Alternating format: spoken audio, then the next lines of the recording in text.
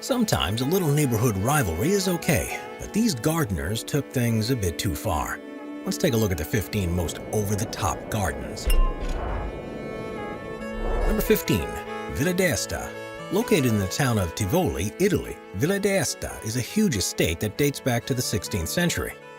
The villa itself is now a UNESCO World Heritage Site, but for many visitors the real appeal is in the gardens, which are some of the most ornate and lavish you'll find anywhere in the world.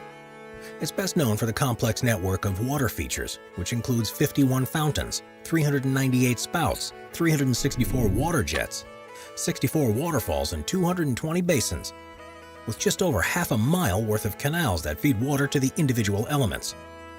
Amazingly, there are no pumps or electronic devices used to make this all work, and instead it uses the power of gravity to generate the pressure that's needed. The entire complex is one of the best examples of Renaissance design that there are, and covering an area of around 4.5 hectares, it's quite possible to get lost within the grounds, while being surrounded by perfectly manicured hedges, open spaces, and a wide variety of flowers during every season. If water gardens are interesting to you, then there's simply no place better to visit than Villa d'Este. Number 14. Royal Botanic Gardens, Kew. Kew Gardens, which is in southwest London, was opened in 1759 with the express intent to collect and study species of plants from around the globe. Today, it's home to the world's largest collection of species, which include 27,000 different types of plants that are growing on site, as well as more than 8.5 million preserved plant and fungal specimens, and one of the most comprehensive botanical libraries with more than 750,000 volumes on its shelves. For most people, though, the draw of the gardens is from the stunning layout that's filled with historical buildings and a wealth of floral color, no matter where you look.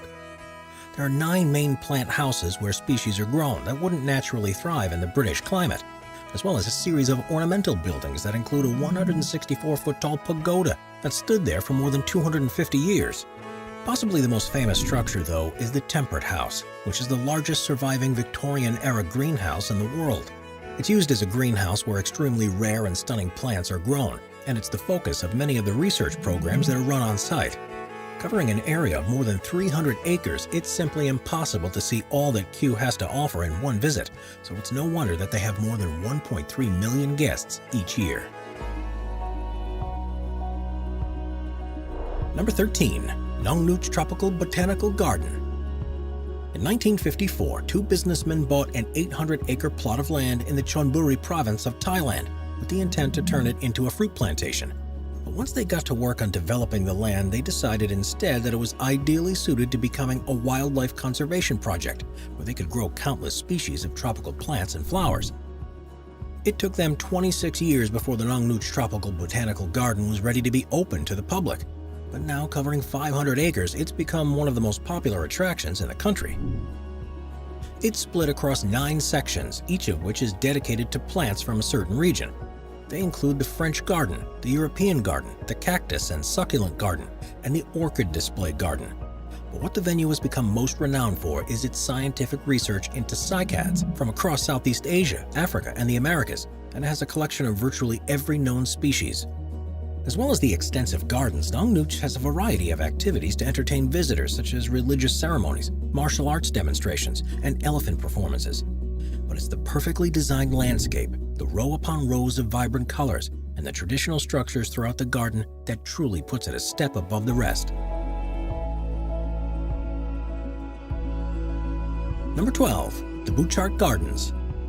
The Butchart Gardens in British Columbia, Canada is designated as a National Historical Site of Canada and is one of the largest, most popular botanical gardens in the world, with more than 1 million visitors each year. It was built on the land of the Butchart family, who had excavated the area for limestone and constructed a sunken garden in the quarry that was opened to guests in 1926. Due to its success, they proceeded to replace their tennis courts with an Italian garden and planted a rose garden where their kitchen garden used to be. And further development took place in the 50s and 60s when miles worth of electrical cables were laid to allow the site to be illuminated at night, along with the installation of a huge fountain in the lower reservoir.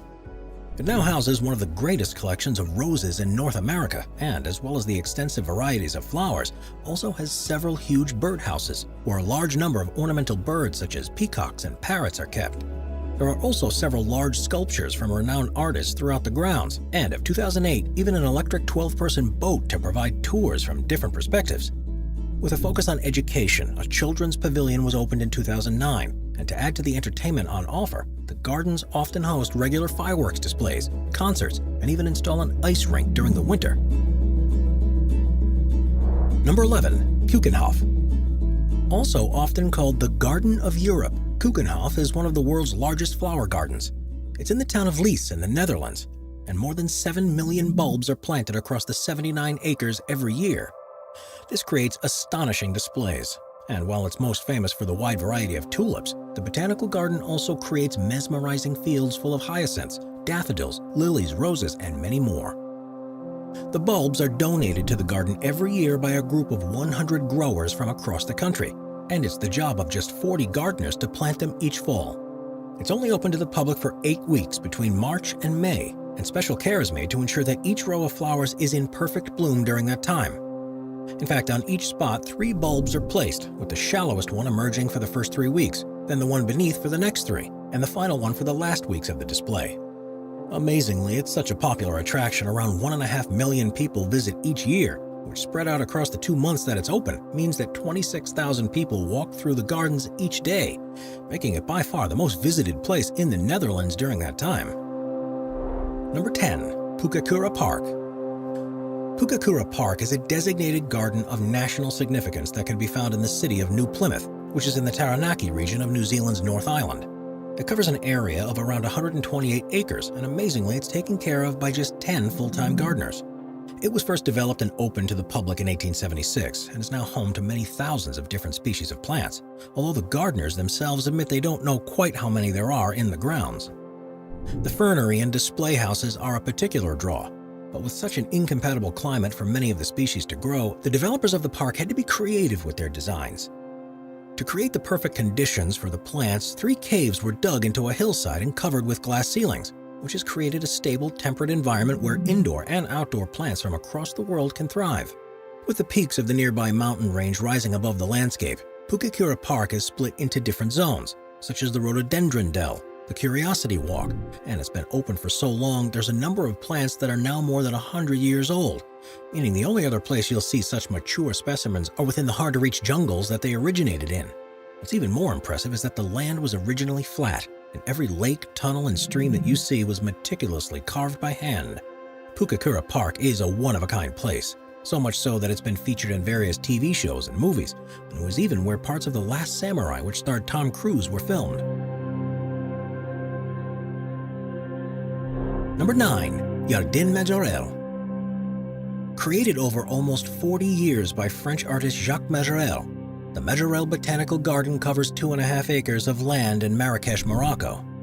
He was drawn to this location because of the warm weather, and it served as his home from 1923 to the 50s, and after falling into a state of disrepair, was purchased by Yves Saint Laurent and Pierre Berge in the 1980s so they could restore it and open it to the public.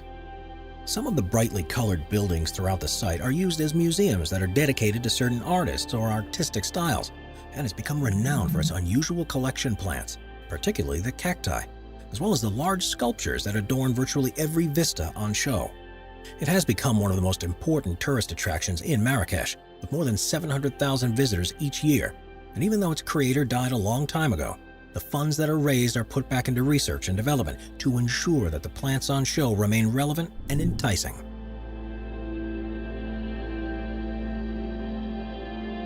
We are constantly adding more people to the Top 5's production team to bring you all the best content. Be sure to subscribe with notifications on and hit the like button. Number 8. Sanssouci Park.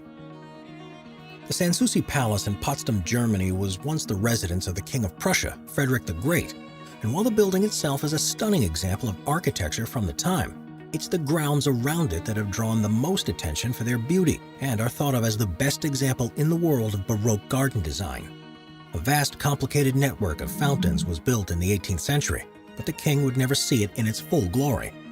The designers hadn't planned on how water would actually flow through the basins and pipes, and it was only a century later with the introduction of steam power that the true vision could be realized.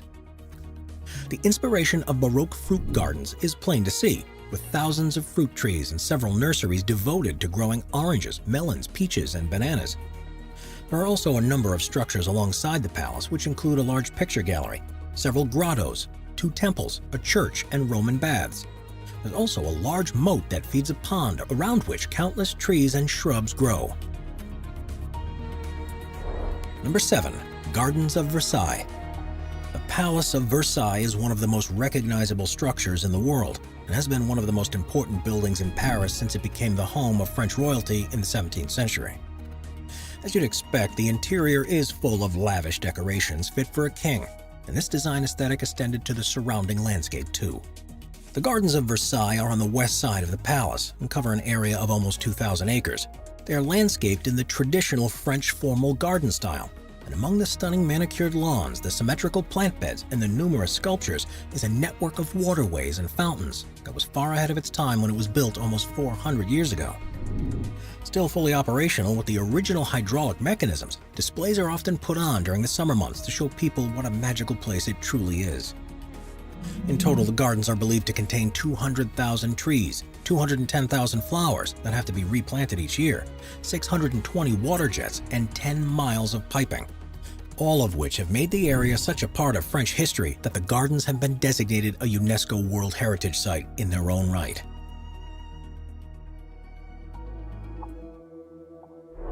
Number 6. Jardim Botanico do Rio de Janeiro. When you think of Rio de Janeiro, the first thing that comes to mind tend to be the beaches and the Cristo Redentor statue that looks down over the city.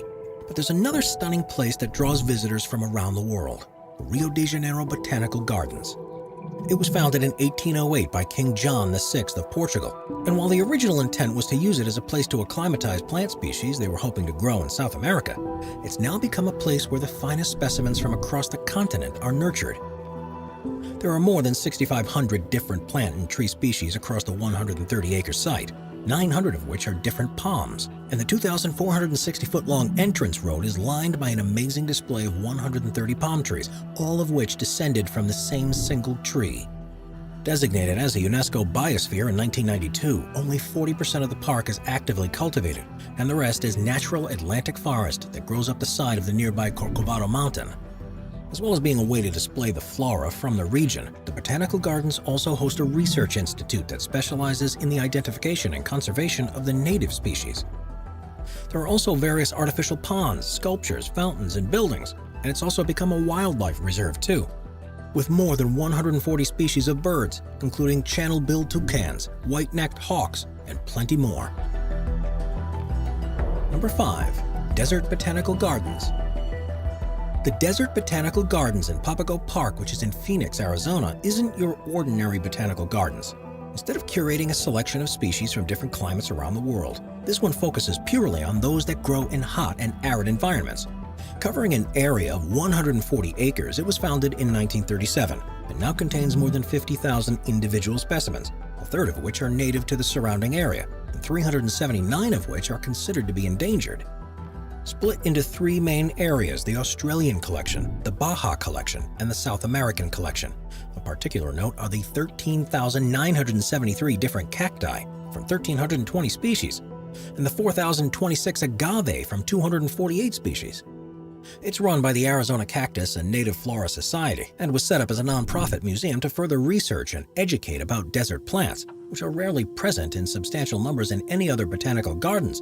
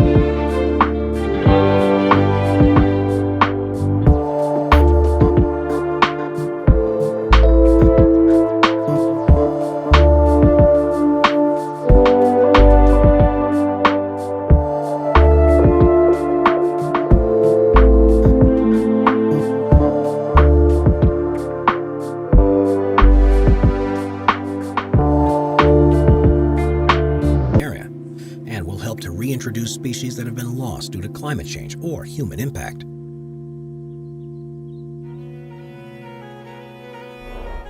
Number 2. The SSR Botanical Garden. The Sir Siwugsugurramgulam Botanical Garden, which is also known as the Pamplemousses Botanical Garden, is a 91-acre site near the city of Port Louis in Mauritius. First built in 1770, it's the oldest botanical garden in the southern hemisphere. And thanks to the island's climate, it's known for its wide collection of tropical species that are rarely seen growing outside in similar gardens around the world. It's most famous for its large pond that's covered in giant water lilies, but it also has a wide variety of spices, ebonies, baobabs, sugar canes, and more than 85 species of palm trees that have been collected from the Americas, Asia, Africa, and the islands around the Indian Ocean. In total, there are more than 650 different species of plants across the site, and as such an important venue on the island, many of the trees have been planted by visiting dignitaries from countries across the world. It's also performed a vital role in the health of the country's population throughout history, not just because of the medicines that have been derived from the species that grow there, but because of how the land has been used to grow plants that are in particular demand. In 1866, for example, Mauritius was struck by a malaria epidemic, and the botanical gardens were used to grow thousands of eucalyptus trees that were then moved elsewhere to help dry out the country's marshes, which were the breeding grounds of the mosquitoes that spread the disease. The gardens therefore have an important significance in the country's history, and for this reason, they were renamed in 1988 after Mauritius's first prime minister. Number 1. Kenrokuen. Considered to be one of the 3 great gardens of Japan, Kenrokuen is a stunning private garden in the city of Kanazawa. It's one of the oldest surviving gardens in the country, having been developed between the 1620s and 1840s, and remains one of the greatest examples of Japanese horticultural design. It's a strolling garden, which means the intent is for visitors to walk through it to reveal changing vistas and incredible scenes, as opposed to sitting in one position. And it's full of ponds, hills, cottages, and tea houses with large open spaces around. The garden has an estimated 8,750 trees and more than 183 different species of plants, as well as several traditional structures that act as focal points. It has the oldest fountain in Japan, which is operated by using natural water pressure, a tea house, which is the oldest building in the garden and was built in 1774, the Flying Geese Bridge that's made from 11 red stones that are arranged to look like a flock of birds, and a 2-legged stone lantern by one of the ponds, which has become one of the garden's most recognizable objects. The garden has been specifically designed to take on a different persona as the seasons pass. No matter when you visit, there will be a wealth of color and countless flowers in bloom. It's no wonder that this is the most visited garden in Japan, and because of its meticulous design, is undoubtedly one of the most over-the-top gardens in the world. Watch our nature playlist for more top 15 videos about beautiful nature. Sit back, relax, and binge watch all of our best nature videos.